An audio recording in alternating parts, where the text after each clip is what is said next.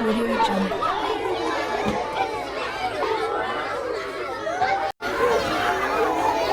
Good good morning morning sir. Sir. হ্যাঁ, morning. বস বস। আচ্ছা, পড়া শুরু করার আগে একটা ব্যাপার একটু আলোচনা করে নি। বলছি, সামনে তো রবীন্দ্র জয়ন্তী, 25শে বৈশাখ। তো কেউ কিছু ভেবেছিস এই নিয়ে? আমরা স্যার একটু ভাবছিলাম নিজেদের মতো করে, এবার যদি আপনি একটু হেল্প করেন তাহলে বেশ ভালোই হতো। হ্যাঁ, সেই জন্যই তো আলোচনা করতে চাইছি। হেড স্যার বলেছেন এবার একটু বড় করেই রবীন্দ্র জয়ন্তীটা পালন করতে। আচ্ছা, এক এক করে বল দেখি কে কি ভাবছিস।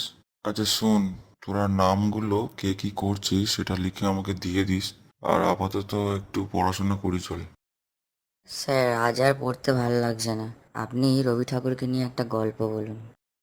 আচ্ছা চল দেখি কি গল্প করা যায়। দেখি আচ্ছা একটা গল্প বলি চল।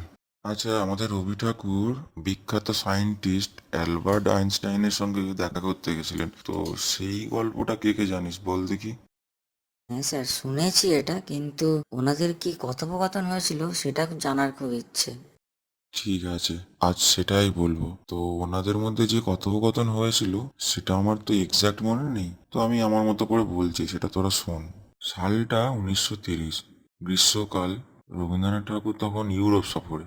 আমন্ত্রণ এলো অ্যালবার্ট আইনস্টাইনের কাছ থেকে বার্লিনে তার বাড়িতে দেখা করার জন্য। ঘরে ঢুকতেই যেন দুই ভিন্ন জগতের মিলন। তিনি রবীন্দ্রনাথকে দেখে তাকে খুব সম্মান দিয়ে স্বাগত জানিয়েছিলেন। তো প্রথমে টুকটাক কুশল বিনিময় হলো, তারপর আইনস্টাইন কৌতূহলী হয়ে ঠাকুরকে জিজ্ঞেস করেছিলেন, আচ্ছা আপনি কি মনে করেন এই জগৎটা মানুষের মনের ওপর নির্ভর করে? ব্যাস, এই প্রশ্নই ছিল আগুনের ফুলকির মতো। ওখান থেকেই শুরু হলো সেই বিখ্যাত বিতর্ক।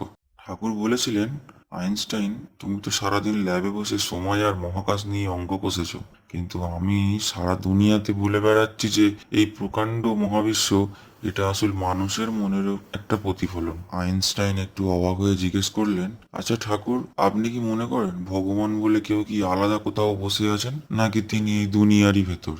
ঠাকুর উত্তর দিলেন, না না, আলাদা হবে কেন?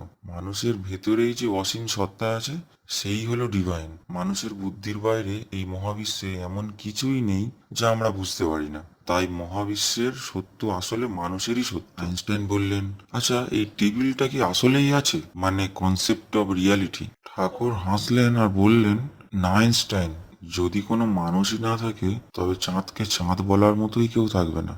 আমাদের চোখ দেখছে বলেই ওটা সুন্দর। আমাদের চেতনা ছাড়া এই দুনিয়া অর্থহীন। আইনস্টাইনের যেন এটা হজম হলো না। উনি বললেন, এটা তো আপনি শুধু মানুষের দিক থেকে ভাবছেন।